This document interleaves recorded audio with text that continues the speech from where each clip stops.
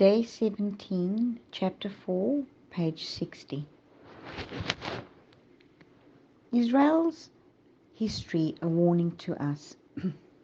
In these last days, God's people will be exposed to the very same dangers as were ancient Israel. Those who will not receive the warnings that God gives will fall into the same perils as did the ancient Israels, and come short of entering into rest through unbelief. Ancient Israel suffered calamities on account of their unsanctified hearts and unsubmitted wills. Their final rejection of a nation was a result of their own unbelief, self-confidence, impenitence, blindness of mind, and hardness of heart. In their history we have a danger signal lifted before us. Take heed, brethren, lest there be in any of you an evil heart of unbelief in departing from the living God. For we are made partakers of Christ, if we hold the beginning of our confidence steadfast unto the end. The church militant is imperfect. The church militant is not the church triumphant, and earth is not heaven. The church is composed of erring, imperfect men and women who are but learners in the school of Christ, to be trained, disciplined, educated for this life and for the future immortal life.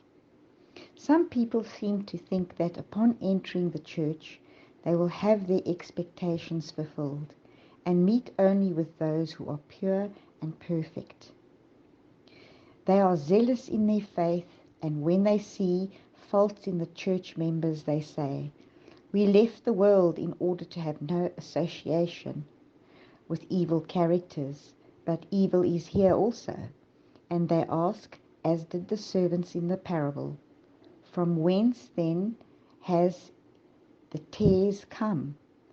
But we need not be thus disappointed, for the Lord has not warranted us in coming to the conclusion that the church is perfect, and all our zeal will not be successful in making the church militant as pure as the church triumphant.